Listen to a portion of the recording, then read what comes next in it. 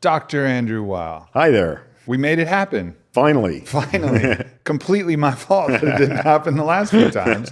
But here we are at your beautiful home in Tucson. Thanks for having me here. Glad you're here. You got beautiful dogs. You got beautiful plants. You got beautiful crystals. You're like living the life out here. I enjoy living in the desert, and I like my environment to reflect my state of mind. I think it typically does, but people don't recognize that, right? Like, True. You say, oh, I want to live in New York. Well, what is New York going to do to you? Versus what is Tucson going to do to you? Like, people discredit the environment, I think, a little bit too. Well, enormous interaction between you and the environment. Right. And that's a funny thing is we think of ourselves so separate from the food we eat, from the places we live, from the interactions we have. It's like we always look at ourselves as an island. Not so. Not so. Not so. And that's something you spotted probably earlier than pretty much most people in the medical profession. I mean, when you started talking about this stuff, you were on an island, actually. It was a pretty small island back then. Yeah, right? I've been writing and saying the same things about medicine, health, medical education for over 40 years. And when I first started doing that, nobody paid any attention to me. And then I got a larger and larger following in the general public, but none of my medical colleagues would listen to me. And that didn't. Why is that? What was going on? Like what? Let's talk about the times then, and then because I want to build this arc of the evolution of what's been happening in medicine. Well, first of all, let me say when I finished medical school, I did an internship, and I was pretty disillusioned because I felt I had learned nothing about how to keep people well. And that always seemed to me that should be the main job of doctors. Makes sense. And secondly, the methods that I was taught to use, I saw do too much harm, particularly adverse drug reactions. So I knew I didn't want to... against the Hippocratic Oath, right? Do no harm. Right. Well, they like to put up statues of Hippocrates in front of medical institutions. There's one here at the University of Arizona, and the main things he's remembered for, other than the Hippocratic Oath, are first do no harm and revere the healing power of nature. And both of those principles are consistently ignored in the buildings behind the statues. So they just pick and choose what they like. Anyway, I saw a lot of harm done by conventional medicine. So I knew I didn't want to practice that. I didn't know what to do instead of that. So I made my living as a writer for a number of years and found ways to travel around the world and look at healing practices in other cultures. And also when I was studying psychoactive drugs and mind-body interactions. And eventually I put together my own system that I first called natural and preventive medicine and then later came to call integrative medicine. And at that time, when I grew up, nobody questioned standard medicine. You want to Andre, would you remove the squeaker toy from the dog? That's a great Easter egg in the podcast. We want a good squeaky toy in there. Nice segue. Yeah. So when I grew up in the late 1940s, 1950s. And at that time, nobody questioned what a doctor told you. Doctors wrote prescriptions in Latin, and that was designed to keep you from knowing what they were. And you handed them in a pharmacy over a very high counter that was there to prevent you from seeing what was going on. You never questioned a doctor why you should take a medication. That has changed. Optimizing for the placebo effect, really. however. Yeah, definitely. Anyway, at the time that I got to finish my medical training, there was already a lot of interest in the general public in other ways of doing things. And so I spent time with chiropractors, osteopaths, herbalists, and looking at all this stuff that I'd never heard about in medical school. And it also struck me that there were a lot of things that were crucial to health that I learned nothing about, like nutrition. That's a glaring omission in medical education still today. Mm-hmm. So what is it, 3 weeks of nutrition? I got 30 minutes in my 30 4 years of minutes? medical school, right. 30 minutes and probably largely incorrect nutrition. It was grudgingly allowed to a dietitian at one hospital I worked at to tell us about special diets we could order for patients. And that was it. And that really has not changed a lot, although there's finally beginning to be outcries about that, and it will be corrected. Yeah.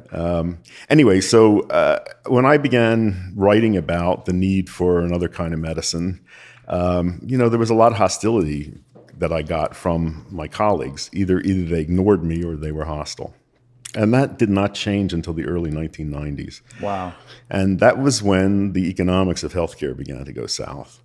So interesting lesson for me is that no amount of ideological argument moved anything. It was only when the pocketbooks of institutions got squeezed that they began to open up to what consumers had been demanding. Yeah, I think we always hope that inspiration is going to be what moves people, but typically it's desperation that moves people, right? Yeah. Those are the two driving forces, and unfortunately we tend as human beings to wait for the latter. Right. And I guess that's kind of what you've seen. And now things get even more desperate enough that things like the ketogenic diet and other practices that have been around for a long time, but now people are like, maybe this will work as an adjunct to chemotherapy. Maybe this will work for different conditions, Well, I'll give you an even more glaring example. When I was in medical school, the idea of taking probiotics, that was something that health nuts did. That was just made fun of. People eating yogurt, people eating fermented foods. And suddenly this is now one of the hottest areas of medical research, the microbiome and what you can do to support it. Yep. So big change.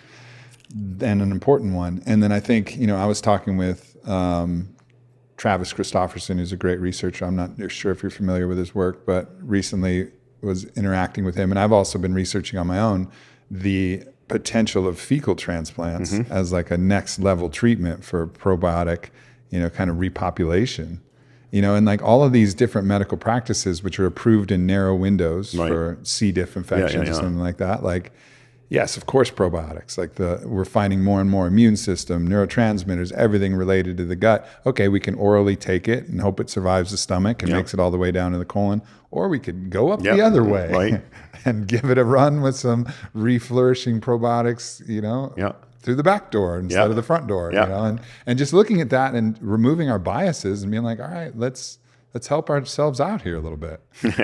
Well, a lot of change coming. So, I'm very happy to see, things moving finally. Yeah. So you mentioned that you were exploring all of the different medical treatments, and one of those avenues was psychoactive psychedelic plants. Did you look at that as an opportunity as a spiritual practice at that point, or did you see the medicinal benefit, that is now getting proven out through some of the scientific research? I'd say both. I became interested in psychedelics probably when I was a high school senior. So this was like way back, 1959. And I managed to get my hands on mescaline like a real Aldous Huxley. Yeah, really. Actually, I heard him lecture nice. in Boston. And that inspired me to... Did you get to meet him? No, but I wrote him and asked him how to get mescaline, and he gave me a how lead. Nice of him. Right. It was very nice. He's already been my hero, and now he's even more of a hero. So this is about Good job, about Aldous. 1960, and I took mescaline a number of times. This was long before I smoked pot or knew much about that. And so I think my primary interest at that time was growth and development and spiritual possibilities of it. At the same time, I majored in botany as an undergraduate at Harvard, which was a very unusual choice of a major. It was an old-fashioned field that was obsolete. But I had the good fortune to work with a man named Richard Evans Schultes, who was the father of modern ethnobotany. And one of his great interests was psychoactive plants. So as a result of my association with him, I began doing explorations in South America, where he had done a lot of work. And so I was very interested in looking at the plant sources of all of these things, everything from coca leaf to ayahuasca. And, I was interested in all aspects of it, including the potential for medical use. Interesting. And when was the first ayahuasca experience that you had? Probably around 1973. So not trendy then, no, Dr. Weil. Nobody had heard of it up here. No Boy Scout badges at all for that. Nobody heard of it up here. Yeah. So, and I had a lot of experience of that kind. It's funny to me now watching all this become so popular. This was stuff that I was into and exploring, way back then. And I, back at that time, the first book I wrote was called The Natural Mind. It was about drugs and the drug problem. And I talked a lot about the positive potential of all of these things and ways that they might be used. And it's taken a long time for people to catch on to that. Yeah. What was that first mescaline experience like for you? Because I've had mescaline through, I've taken Wachuma many times in a ceremonial context down at Spirit Quest with Don Howard, who's been one of my great teachers. And mescaline is the active ingredient in the Wachuma San Pedro, same as in peyote. but I've never taken it isolated. Right. I imagine it has some kind of similarities. Yeah, I think generally similar. But it's, I mean, very what feels like serotonergic, like very heart opening, but also has this very interesting psychedelic kind of landscape. Where, yeah. To me, compared to, say, LSD, it feels much more earth-connected, natural, grounded. And, the first time I took it, really nothing of interest happened because I had no context in which to put it. I had no other experiences with psychoactive drugs other than alcohol. And I didn't take it with anyone who was knowledgeable about it. So I felt a kind of vague intoxication, but nothing interesting. The second time I took it, I had like a very profound experience with it. That's not uncommon with most plant medicines, right? Like, you'll talk to people who are offering it and they'll bring their Wall Street business-minded friend in for their first, psilocybin experience. And they'll start off with 3 grams and they'll be like, nothing, 5, 7. And like for me, if I'm on 7 grams, I'm evaporating into the ether. I don't exist anymore until I come back to myself, right? Like I remember I took close to 7 grams as my largest dose. Wow.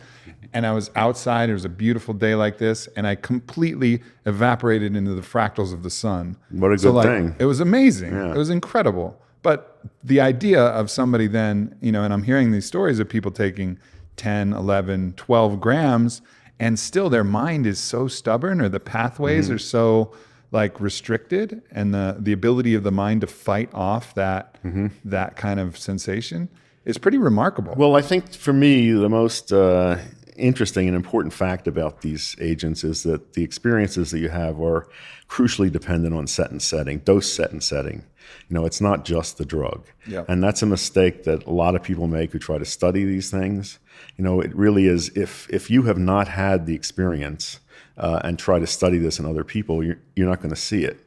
And a piece of practical advice for people who want to have these experiences and are new to them, you want to do it in the company of people or with somebody who is experienced in them. You need a guide or a shaman. For sure. And one of the concerns I have as this all becomes mainstream and accessible in our country is I think we need a new class of professionals out there, who can be guides, and certainly not doctors or psychiatrists, conventional ones. You need people who are knowledgeable through their own experience to be able to set things right so that the person taking the agent will have the right kind of experience. I mean, I think that's what, those big projects like the Zendo project that goes to the festivals. And I mean, I talked to Ferris about it and I've talked to Rick Doblin about it and the different people involved from all different levels who work with it. And most of the time you're just kind of hanging out with people and letting them know like, yeah, what you're feeling is normal and you're going to be okay. Right. Like just that comforting, like, you're seeing these things, you're feeling these things, totally normal. I mean, I've even, because people know that I've been on my own psychedelic medicine journey since a Vision Quest at 18, so it's been over 2 decades now. So I've gotten my fair share of calls of people who've tried it on their own at home and like, hey, I'm feeling this, I'm really worried. I was like, okay, you're experiencing what I call the normal. So like, relax, you'll be okay, put on some good music, like, everything's going to be all right. And just that comforting, reassurance that like, yes, it's ineffable. Like I understand that what's happening is not like anything that you've ever experienced before. And that's supposed to be what's happening. And just that like assurance is usually enough to help people get through. But I always encourage again, that minimum effective dose. If you take some and you don't feel it, like your first time with mescaline, great. That's fine. There'll always be another time. Right. Why be in a hurry? We're not in a hurry. That's good. I like that. Yeah, you'll get there. Like just have your first day. Maybe it's a nice little meditative repose, whatever it is. Right. Like don't be in a rush to like escalate this thing and get this massive experience right away. Now, one of my interests is the possibility of using these in physical medicine, not just psychiatric medicine. Sure. Most of the talk is about using them for depression, for obsessive compulsive disorder, post-traumatic stress disorder. But I think there's huge potential for using them in autoimmunity, in a whole range of chronic medical conditions, because I just see over and over again that the mindset of people with chronic illness is a significant factor in what happens to them. And if you can change that mindset, and a very easy way to do that is with psychedelics, the physical condition can change.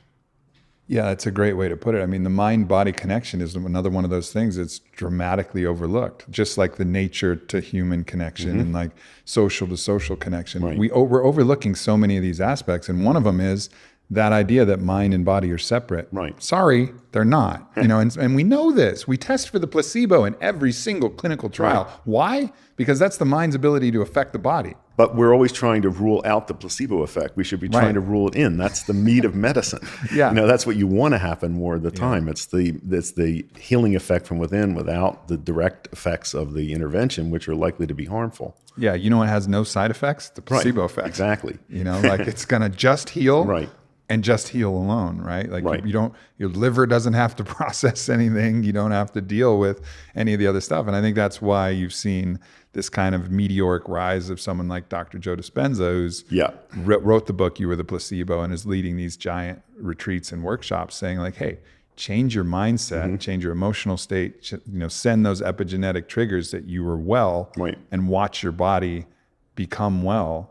So again, this is amusing to me to watch all this suddenly, explode this way, because I was writing and saying this back in the early 1980s. Yeah, it's an interesting game of critical mass, right? Like, and we were talking about that when we were having a matcha, which is amazing matcha, by the way. If anybody wants like the best matcha and some dope t-shirts, MatchaKari. Yes, please go to matcha.com and we have Matcha.com. That's such a gangster move. Wasn't that good? That's a good one. So good. That was scoring that URL was great. And I have a discount code for your listeners. It's AM15. Beautiful. So good way to, we have really good matcha. Really good matcha. The trouble is there's a lot of crap matcha out there. There is. There's a lot of crap everything. Right. If there's good stuff, there's crap stuff. True. Yeah. So matcha is a good thing. And get the Godzilla crawling out of a bowl of tsunami matcha. It's because that's awesome. That's good. I'll get you one of those t-shirts. All right. Yeah, for sure. But so as we're saying, critical mass is a thing. It's like the first person who's talking about it is largely going to get ignored, but some people will listen, and then some more people will listen, and then some more people listen, and that's, I think, what we're seeing in the health and nutrition movement, in the psychedelic medicine movement, in the mind-body movement, and there's more things like that are just going to keep going, which is a cause for optimism, I suppose. Oh, I think it is. But as I say, it's amusing to me because this was old stuff for me, and to suddenly see people coming around to it, it's great. Well, when you look at the great, because you're really one of the pioneers, you're one of the progenitors of so many of these things, and a lot of times you can look back through history and like someone like Nikola Tesla, and they were really only recognized posthumously and rewarded posthumously. But here you are thriving in Tucson. You got 29 true foods. And you know what? At least you're getting a piece of this. Exactly. You know what I mean? Like that. So like there is some justice in the world for you here. You didn't have to wait the whole time. So true. Yeah, that's great. I mean, so when you started talking about, food when you came online, that was like the flourishing of crap food. I feel like. I wasn't around then, but I was born in 81, and like crap food was in full effect. Right. It was like the Mad Max of corn syrup and low fat everything. Yeah, and even more appalling was how this proliferated in healthcare facilities. The food served in hospitals is appalling. That should be a national scandal. Jello, bad muffins. Right. And last I checked, something like 46% of U.S. hospitals have fast food restaurants on their premises. And the number is increasing. And that's, I'll tell you a story about why it's difficult to change that. I got a letter a couple of years ago from a first-year medical student at the University of Pennsylvania who had tried to start a campaign to get a McDonald's out of the university hospital. He got a lot of signatures on a petition, got publicity in the Philadelphia papers, and was called in by the dean of students who said if he persisted in this, he would jeopardize his medical degree. So the hospital had signed a deal with the devil, and this threatened the profit that they were making from that. And that's the problem. Whenever you try to change things, there's a lot you run up against these vested interests that have total control. Yeah. It's a funny thing because I think a lot of times we can hypothesize like a nefarious group of people who is really plotting against, but it's generally just like there are some of those. There might be a couple, but mostly it's just slightly greedy, slightly ignorant, slightly scared people who are trying to, the hospital's worried about the money that they're bringing in. They know they got this deal. They're worried about the McDonald's lawyers if they screw with it. So it's just like a little bit of fear, a little bit of ignorance, but it goes a long way. Long way. We have managed, people eat what's cheap and what's available, and we have made the unhealthiest food cheapest and most available. Yeah. So that's got to change. Can it change? Again, you run up against these vested interests. The government subsidizes corn and soy, and that's why high fructose corn syrup is cheap and used in everything, and why refined soybean oil is cheap and used in all processed foods. There's no subsidies to fruits and vegetables, which are out of the reach of many people who are poor. Yeah, that's a real problem, especially when you look at something like soy, which not only has the phytoestrogen issue, and we are way over estrogenized here as a culture now. But then I was reading something where I think soy absorbs more glyphosate than any other plant that we use in like commercial crops. Like it really takes all of the Roundup and really brings it inside, gives it a nice warm hug. Well, the good thing is that if soy or other foods have the USDA organic label, they can't be GMO and can't have that stuff. So that's we're good. lucky to live in a country which does that. However, there's constant efforts to whittle away at that, and allow things like sewage to be used on organic crops. And we got to keep fighting that. Really? Yeah. That's not good. Yeah. Because the people who are providing the sewage are not eating organic. Right. Not eating organic things to create their sewage. They're shitting out not exactly the healthiest things. Maybe if we're in a utopian society, that sewage might just be just fine. But when you're eating McDonald's and shitting in the city water, then we're putting that on the organic crops. That's not going to do it. True. By the way, an interesting fact I came across recently is that plants have microbiomes as well as us and animals. And the microbiomes of organic fruits are different from those of the same fruits grown conventionally, that they're more diverse and different organisms and probably better for us in that regard. So there's all this debate of whether organic foods are better or worth the money. But that's an interesting one nobody's looked at, that the microbiome, and it's not just the surface, it's in the core and the seeds and the peel and the flesh of fruits. Wow. Yeah, interesting. Yeah, it makes a lot of sense. I mean, you can see that though. And look, if you really want to make this test yourself, go crack a conventional egg and then go crack an organic pasture raised egg where the chickens were roaming around eating worms and doing whatever. Right. One is going to be orange like a traffic cone. Right. And one is going to be this pale, sickly yellow, that's, and you'll see like a very clear difference. Same with, people don't know that most of the salmon that's farm raised, they have to dye it pink. I've seen a color wheel that was made for fish farmers that had all these different shades of pink going to red. So you could pick the shade that your customers in your area like salmon to be, and then that determined how much of the carotenoid that you put in. Yeah. Where really it should be the astaxanthin that's naturally coloring the flesh of the fish, which is a really potent antioxidant, which is great for the body. And everything from, these people making these arguments are just uninformed. Right. I mean, you measure the amount of CLA in cows that have been grass-fed versus cows that have been corn-fed. And the CLA is way up. And that's obviously a crucial nutrient for all manner of different things. And these are we're just pointing at one little tiny piece. But like you said, we're not even looking at the microbiomes of these fruit yet. We're not even, that's not the even thing. Close to that. We're not even close to understanding the comprehensive difference, or, let's, God forbid, we look at the energetic exchange, which is, way out of the realm of science, right?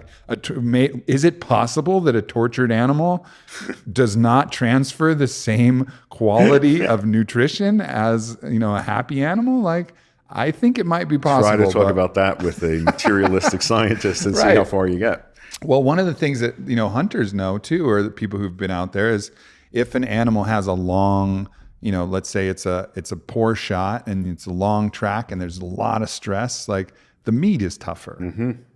All of those stress hormones go flush through the flesh of the animal. Uh-huh. That's something that's actually pretty well understood. That long fight will change the nature and the quality of the meat that you have. So the idea that all of these things don't matter, that a lifetime of stress and a lifetime of pain isn't going to affect the milk or the eggs or the actual flesh of the animal. Come on now. How about the possibility that the mental state, energy of a person preparing food is going to affect the quality of the food that you eat? I'm open to it. Yeah. I mean, we've both taken ayahuasca. We've seen some weird shit, you know? So for us, we look at science as like, great. That's great. Yeah. The science book as far as it goes. As far as it goes. Right. The science book doesn't apply when you're on your second cup and the locusts are humming and the full moon is shining outside your maloca. Like, I remember that. Yeah. It's like science book out the window. I don't know what's happening. I had a shaman, Maestro Alberto, he was singing Icaros to the bats. And the bats started swirling around. That's not supposed to happen. Right. Maybe it's coincidence, and the doubters can say that. But every time he would sing the bat Icaro, the bats would come. Like, I don't know what that is. I can't explain it. You know, but it made sense to me. So here's another one. You know, the ayahuasca is made from a woody vine that has a drug called harmine in it that makes you feel intoxicated, but it's not visual, and it's combined with a leaf of one or another species that have DMT in it that makes the Chacruna, Opayahe, Wambisa. Right. But DMT is not orally active. It's broken down by an enzyme in the stomach, monoamine oxidase. So when anthropologists and botanists first reported that Indians in South America were making this mixture, they said that the DMT leaves couldn't possibly contribute to the effect because the DMT would be broken down in the stomach. Turns out that the woody vine, has compounds in it that inactivate monoamine oxidase. So when you make that combination, you get an orally active version of DMT. So the botanists, anthropologists, when you ask them how did the Indians come up with this, they say it was trial and error. And if you're in a classroom writing this down, you say, oh, trial and error. When I was down there cooking it with shamans and you see this profusion of vegetable life around, it's hard to imagine that they're saying like, well, today's Friday. I think I'll try this plant. Yeah, just making exactly right. Check it clear off. Notes that didn't work. Anyway, but when you ask these guys how they came upon it, they all said the same thing. They said that the vine showed them in visions these other plants to use. Yeah. And that bugs the crap out of scientists. Right. But I think that's true. I think people living really close to nature and open to their intuition are able to read those kinds of signs out there and derive that kind of practical knowledge. Yeah, I think one of the things that I'm really excited about as well is watching how science is going to start bridging the gap between some of these spiritual concepts. Mm-hmm. And just because there is a gap still, because there's a gap, right. And I think that's fine. Yep. But I don't believe that there always must, and the necessity for that gap to be there will exist. I think things have explanations. Mm-hmm. We just don't have the tests, and we don't have the global understanding of the paradigm in which this operates that we can kind of actually really understand what's happening on this physical and metaphysical level. So I just feel like we're just in a temporary stage where we're just science and some of these metaphysical experiential understandings I think both of you and I have come to from these plants or these different things. I think they're gonna have a nice handshake here pretty soon. We're just waiting for that to happen, and people probably a lot smarter than us will figure that out. Well, the root problem that I see, and this really affects medicine and science in general, is that the dominant paradigm is materialism. And the materialistic paradigm says that the only thing that's real, all that's real is what you can physically touch, measure, see.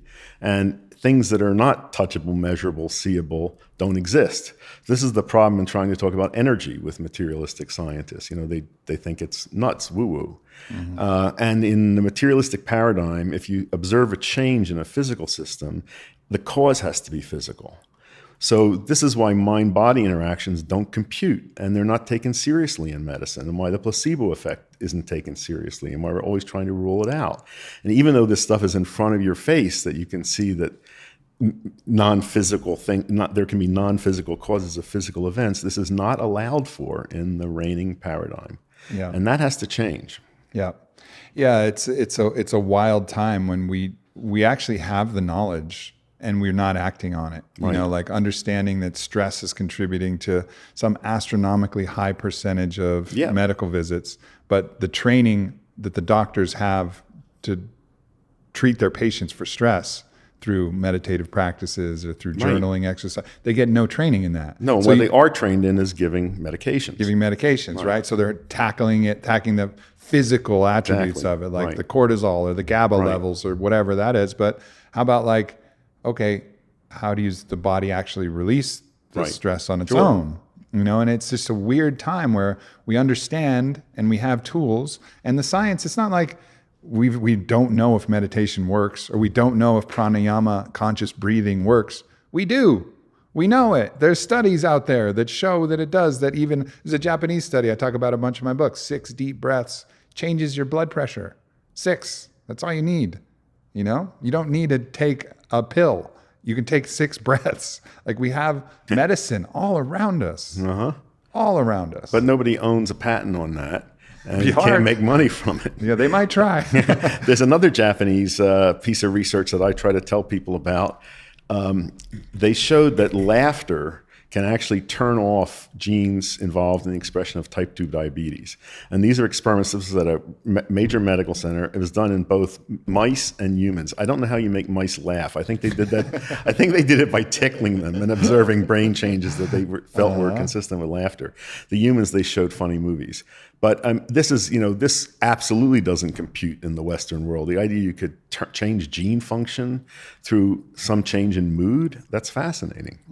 Well, again, going back to the physical changes from something like these psychedelic medicines, right? Like the idea that if you take mushrooms, and sometimes it's a huge and amazing spiritual awakening journey, it's very serious. Like the first half of my big journey, I completely evaporated into the fractal light of the sun. Like, that was one part. I like that. Then the second part was howling with laughter at all of my own ignorance and all of the funny things that my friends who I was with and the guide, everybody around me was just howling with laughter. And to think like, okay, well, the first part was useful, but the second part wasn't useful. That deep laugh, that's the laugh that's so extremely deep. Useful. Right. And like that thing, like being able to laugh like that. Yeah.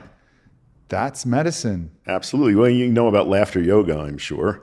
I mean, this is a good thing to find out about. This was started by an Indian doctor in Mumbai who discovered that fake laughter will become real if it's done in groups of people. So he gets groups of people together, sometimes really big, 500, 1,000 people, and they start by doing physical exercises and then some breathing exercises, and they do ha ha ha, ho ho ho. But after a few minutes, it becomes real laughter, which can progress to where you're tearing and your diaphragm is paralyzed and you fall on the ground. And that's what you want. That's the good stuff. That's when the autonomic nervous system is being, recruited and being involved. That is a very good thing to do.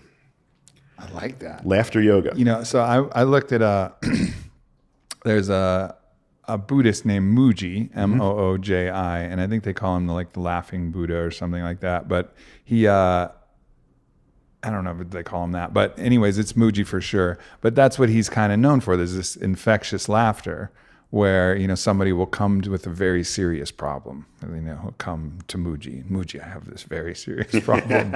And he'll get them laughing about this very serious problem. And then he'll start laughing. And he's this big Jamaican-born, Buddhist. And then everybody will start laughing. And these laughing fits will carry on, And that is a very good thing. And the problem then all of a sudden becomes so silly, and it's just alchemized in this roaring laughter of like, I have this very serious problem. And it's life. It's okay. And life is almost so complicated and so impossible to understand that laughter is probably the most appropriate response. Couldn't agree more.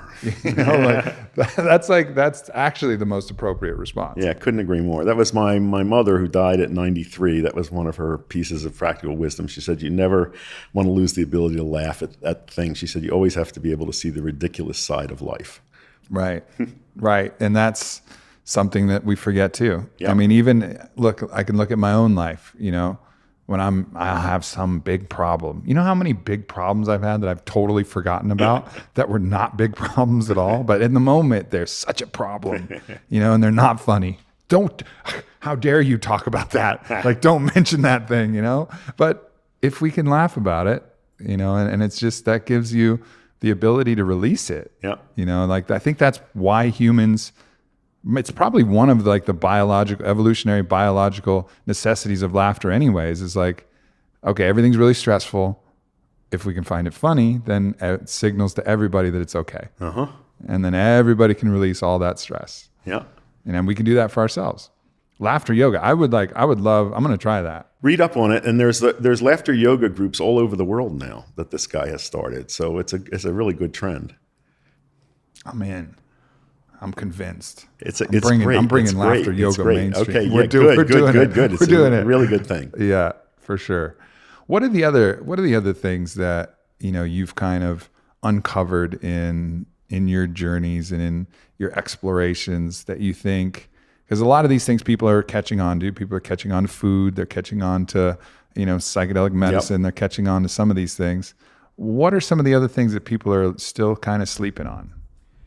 Well, you know, I'm a great proponent of breath control and breathing exercise. It's so simple. And that's, you know, most people have never been taught how to breathe. And I can't imagine anything that's more powerful to change your both mental state and physical state than regulating the breath. I teach that to almost everybody that I meet. And there's so little research on it because people don't take it seriously. You know, how could anything so simple possibly have an effect? Doesn't involve a drug, doesn't involve a device. But I think that's one of the most important keys to good physical and mental health. No doubt. What's your breathing practice? What do you prefer? How do you use it? I do a number. Well, first of all, just observing the breath, I think, is very useful. Another is becoming conscious of that unconscious behavior. Yeah, I think when you pay attention to your breath, you're putting your mind in neutral.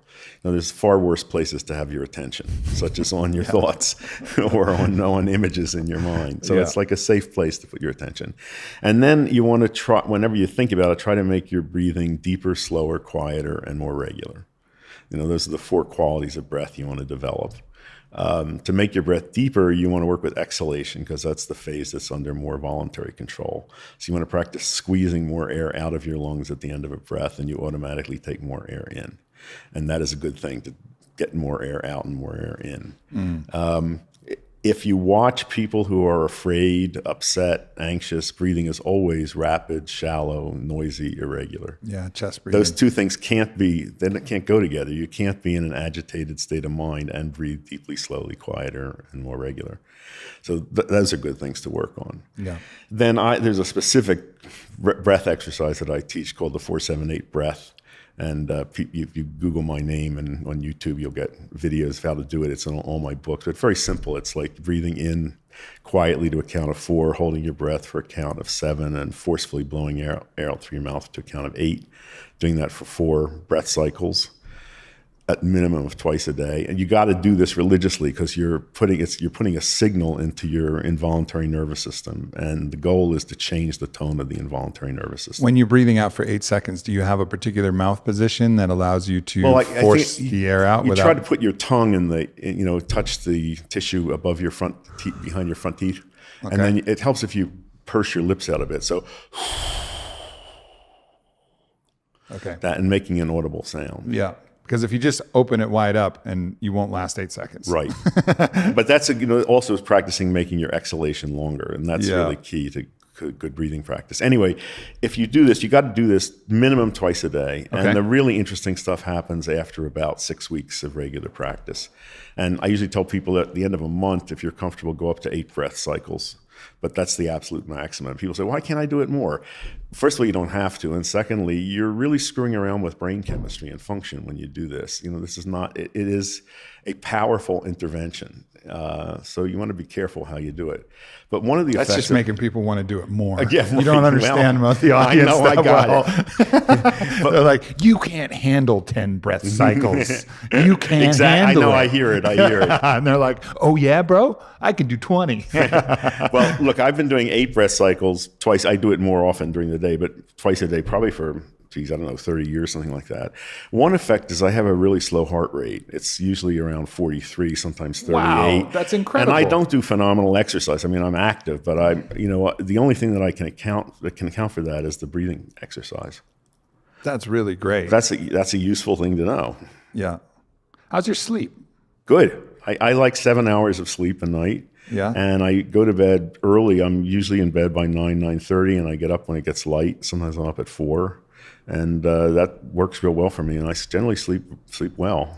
So some of these characteristics that, as people advance in age, some would take for granted. Like, okay, my heart rate's going to go up because it's fighting a little harder. My sleep's going to get worse. Like some of these things.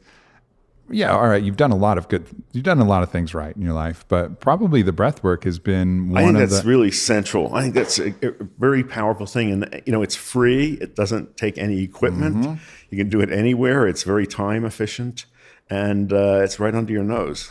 Yeah, there's so many free. I mean, as you look at that, like the sun giving vitamin D through the skin. Like, look, I'm a supplement guy, but. It's the best way to get vitamin D is through sun. And I think there's been this idea that sun is like... Well, the dermatologists have made us so paranoid. So scared. Yeah, right. But really like the human body was designed to be exposed to sun. First of all, to set the circadian rhythm. Second of all, to absorb vitamin D, which is like involved in hundreds and hundreds of chemical reactions throughout the body. True. Now, above a certain latitude...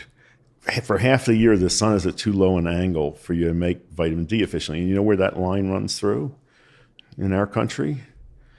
I don't know. Probably the Northeast. Atlanta, Georgia.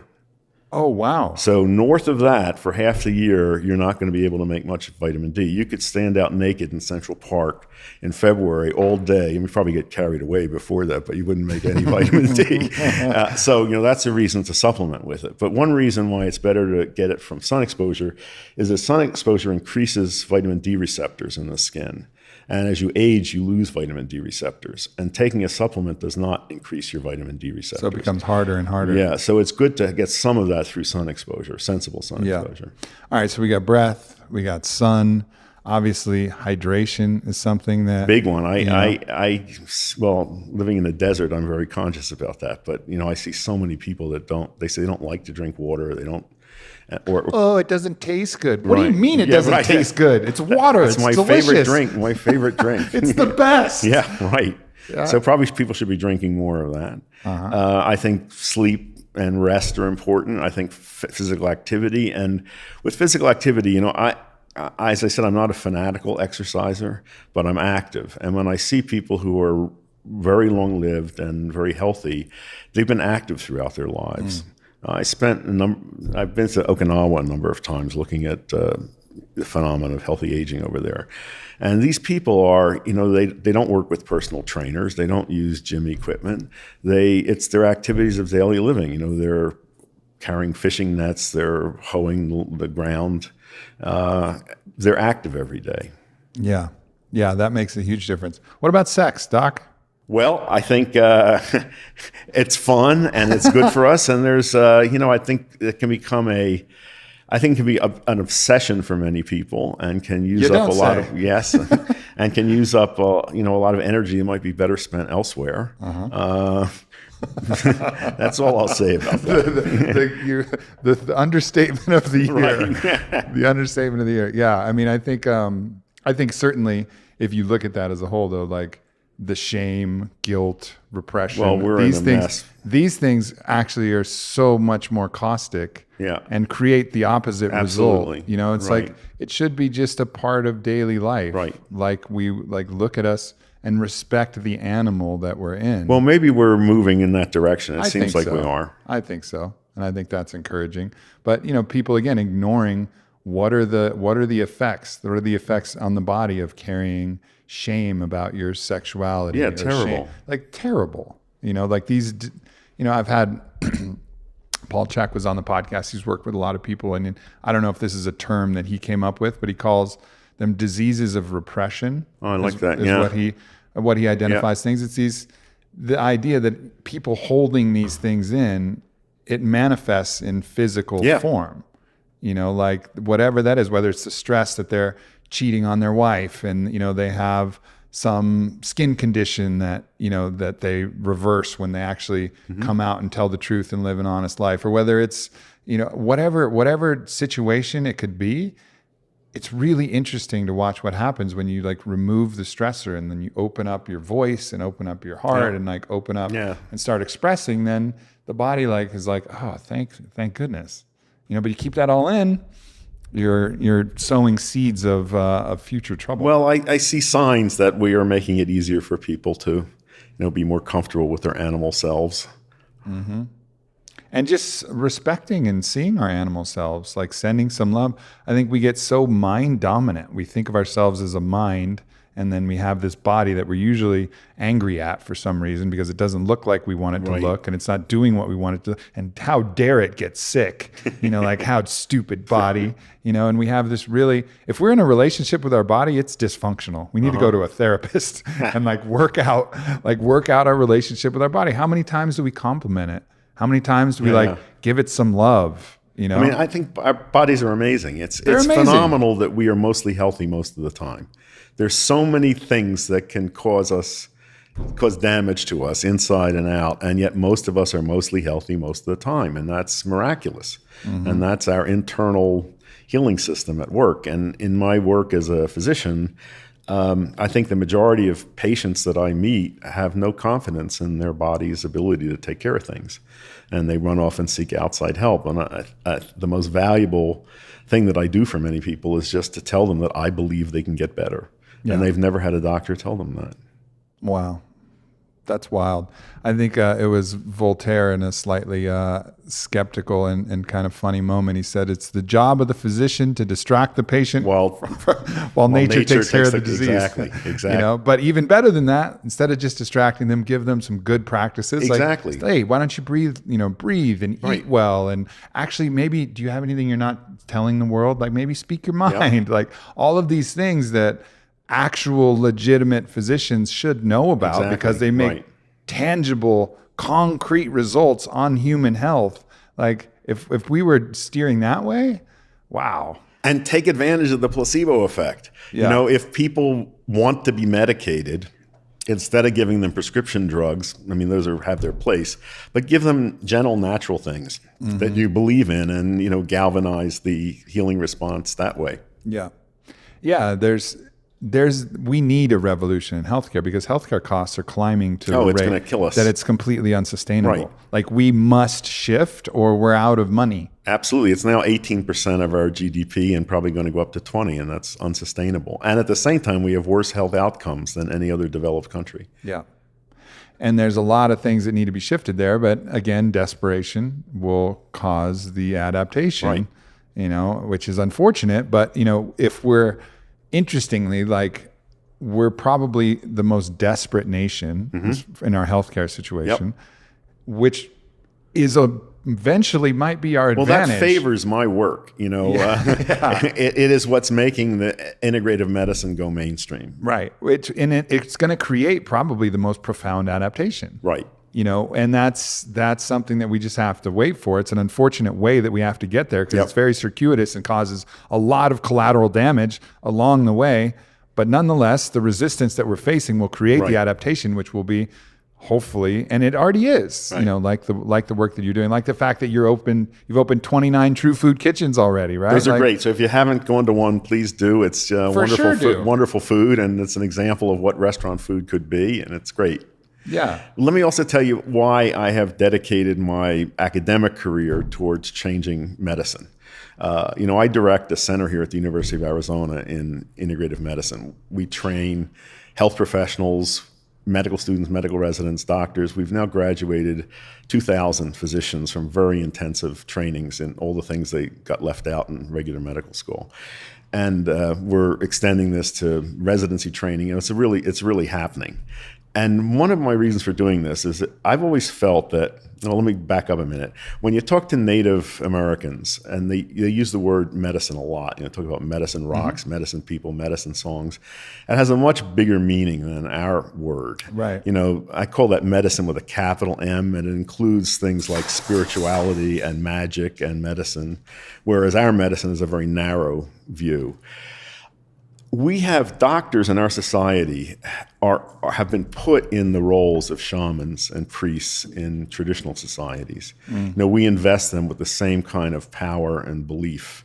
And they even got a little costume they have to wear too. Right, exactly. They are the priests of technological society. Yeah. But they are not trained in these other aspects, in these larger aspects of medicine.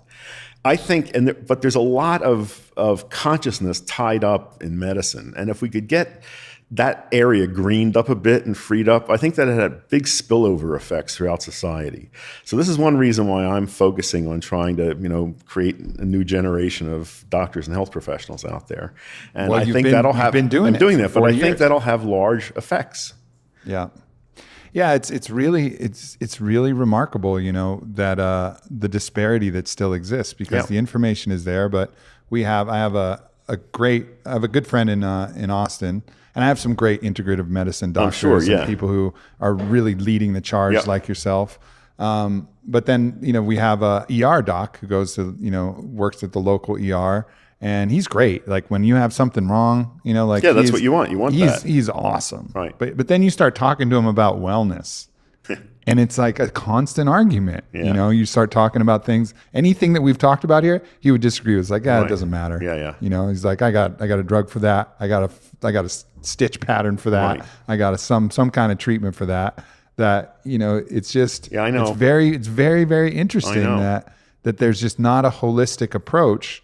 And granted, maybe that some people do need to specialize, and you want the guy who's there on the front lines, who's technically proficient, putting faces together and doing the things that I had to have happen when I had my accident. But like, that's good. But generally, just a little bit of awareness, just a little bit of like a more of a holistic understanding. Because the problem is he'll insert himself in a conversation, and he has the MD credentials. Right. So he's like been deemed the this high priest. This is what I mean, that we've made them the priests. He's and like shamans. the high priest of the conversation. So like you're talking about God, and then you have the bishop there that's like you have to defer to. And it's like, nah, bro, like you're great at what you do. I get it. Exactly. You earned your MD title, but there's lots of stuff. Well, the main function of shamans is to mediate between the visible world and the invisible world. How can you do that if you don't believe that there is an invisible world? Makes it difficult. Makes it difficult.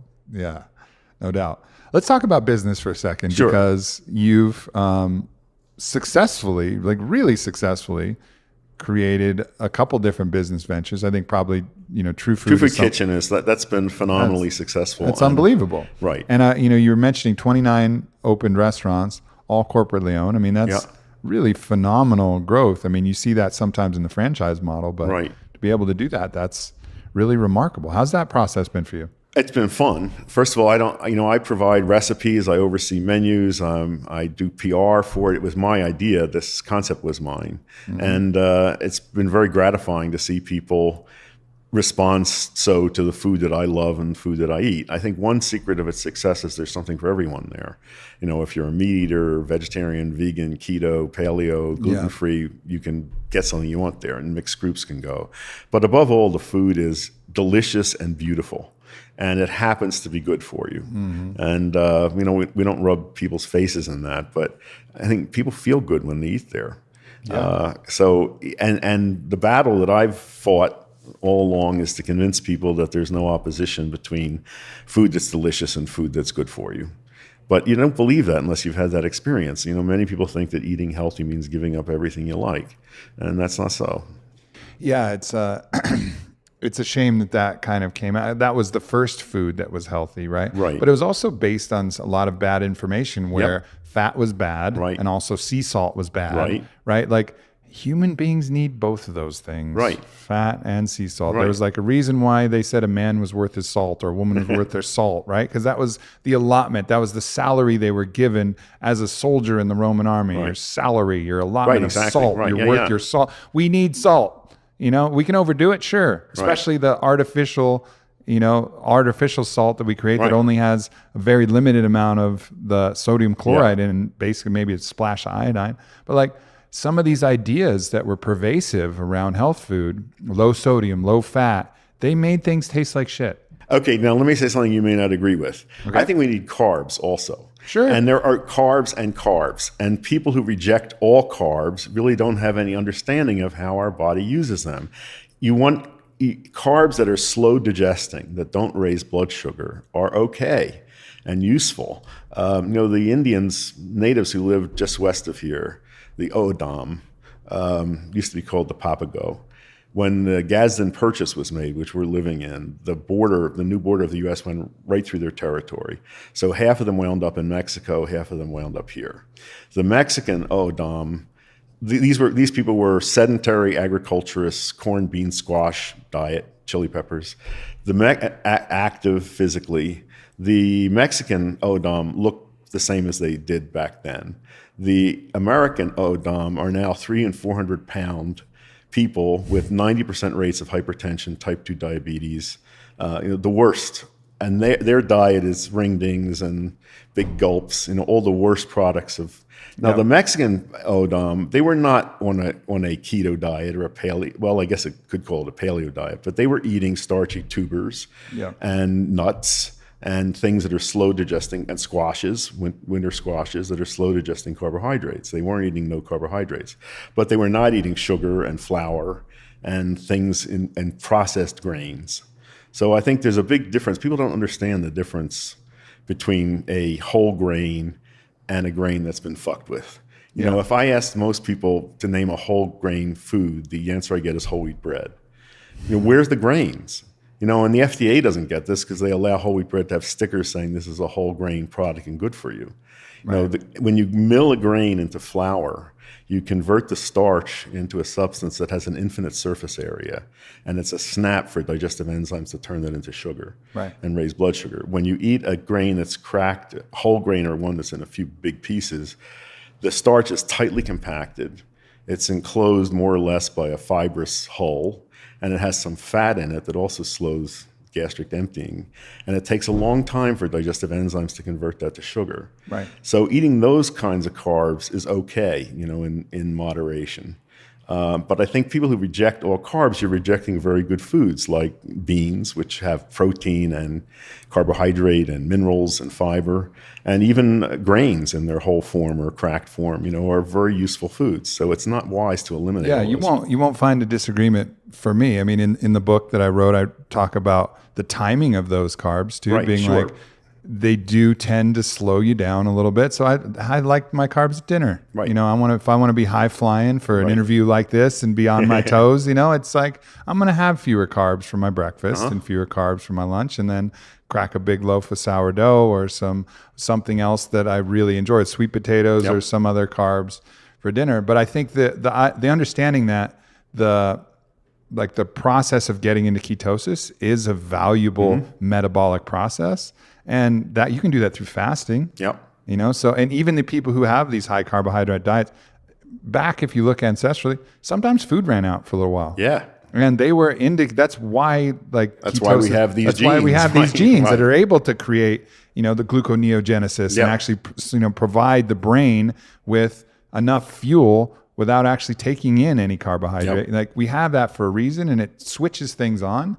So I would just encourage people to either, if you want to continue with your diet normally, and just fast for a couple of days. You'll get into ketosis that way, or try a keto fast for a week, maybe 1 or 2 days of fasting and 5 days of higher fats, avocados, things like that. Just let your body feel what that feels like, fuel your brain that way, and then carry on your way. And generally try to reduce consumption of products made with flour and sugar.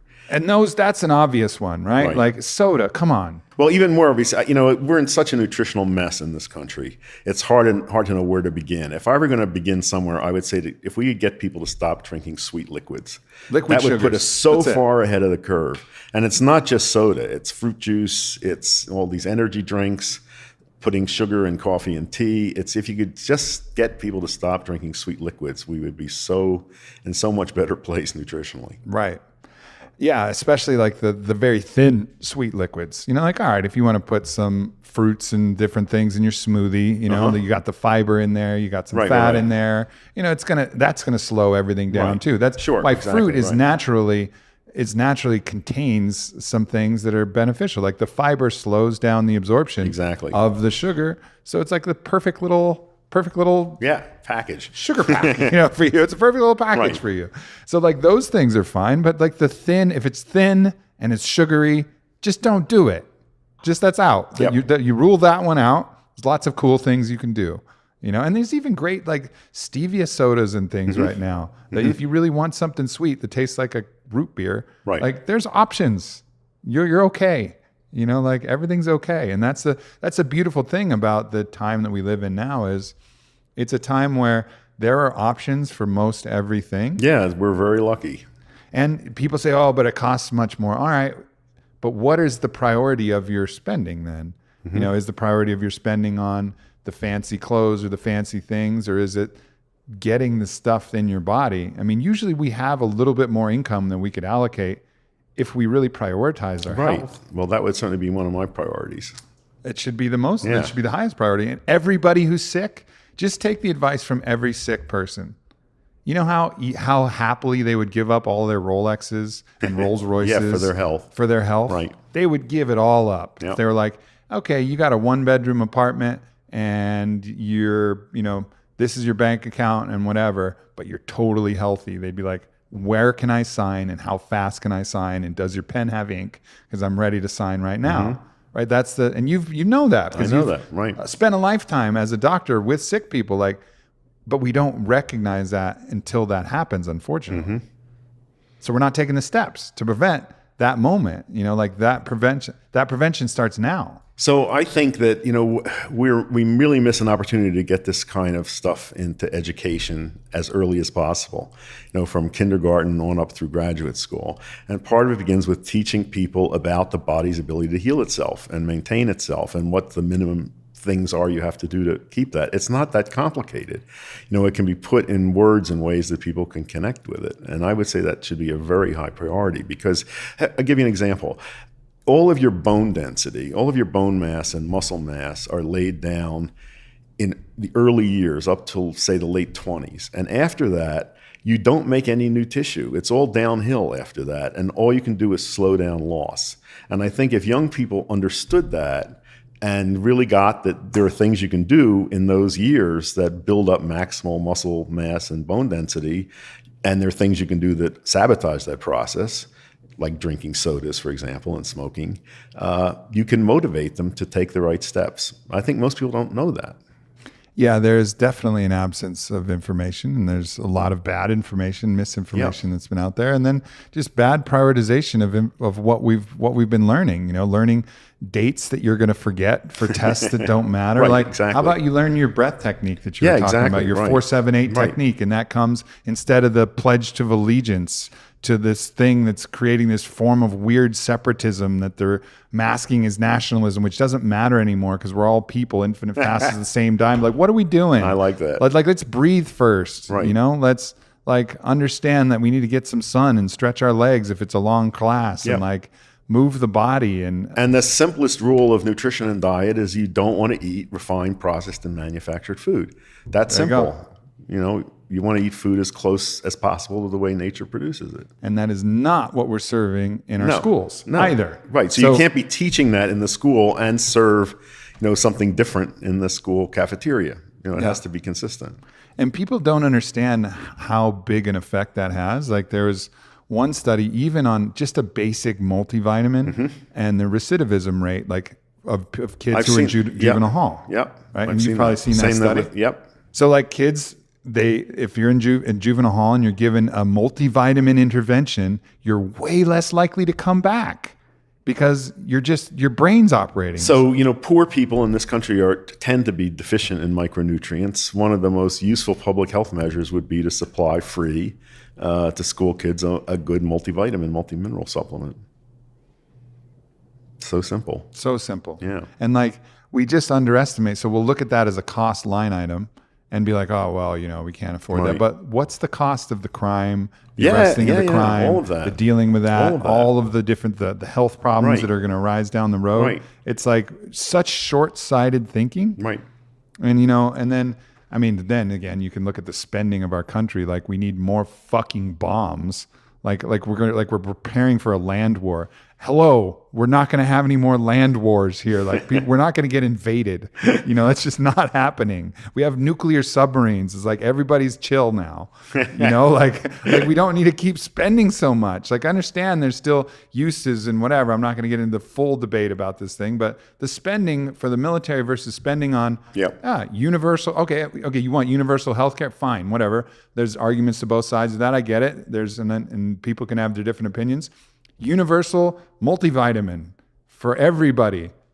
No that argument. Makes sense. Yeah, right. Like that. Like, can we all get behind that? Yeah, I mean, there's science behind that. Like, that'll be nice. That makes sense to me. I don't know. Well, maybe it's coming. I think it's coming. And you know what else? Like, you look at, I'm a big fan of like utopian fiction. And also I've seen this in different places in New York, different boroughs in New York, where they'll have like public gardens. Yes. Which I think is a really cool thing. Right. Where like there's just gardens available that are growing foods. Fabulous. And that people are taking care of it. And then people can just harvest from the garden when they need some vegetables or something like that. Like that should be everywhere. We're just landscaping all kinds of shit. What if we just made our landscaping with, there's plenty of seeds. You know, we could have like edible foods all in our cities and all of the different parts. And then that people who needed some could just harvest some fucking Swiss chard from down at the park. You know what I mean? Like, that makes sense. I like it. I like it too. Well, let's make it happen. Let's make it happen. You've been making so many things happen. So it's up to, you know, a lot of us in this next generation to start carrying some of these ideas and come up with some ways to just either in a local small impact or just changing the mindset, the consciousness upstream so that we start thinking about these things and like, all right, well, it's okay to have vegetables. And maybe somebody will take there and ransack all the zucchinis. And you know what? You just plant more zucchinis and you say, I hope you enjoyed all those zucchinis. Zucchinis go crazy. I remember I spent a summer in central Massachusetts, and in front of people's houses, there'd be baskets of zucchinis with a sign saying, please take. Yeah. Zucchinis and blackberries and all these things that are available, and then just kind of shifting the mentality about that. And I think, and also really just trying to help that sense of community. You know, like that's such an important thing too, where we don't feel so isolated from everybody around us versus them, versus them. How about just us and us and us and us and us all the way? You know, that would make a huge difference too. Well, thank you so much for everything that really you've enjoyed contributed talking to the world. And thanks, you know, for your patience and giving me the time to get out here and come visit you. It's been obviously well worth the trip. This has been amazing. Good. I'm glad. And I will get you a MatchaKari Godzilla t-shirt as soon as possible. Yeah, it's going to be incredible. Eat a True Food Kitchen. Go to matcha.com, AM15 to save yourself some money on some delicious matcha. You made it up in the bowl. Which is the way to do it. Yeah, sure. There's a whole art. I know. We have videos showing you how to do it. Yeah. Makes a difference. Energetically and actually probably. Energetically. That's woo-woo, Aubrey. Well, great to talk to you. Good. Thanks so much. Thanks, everybody. Peace.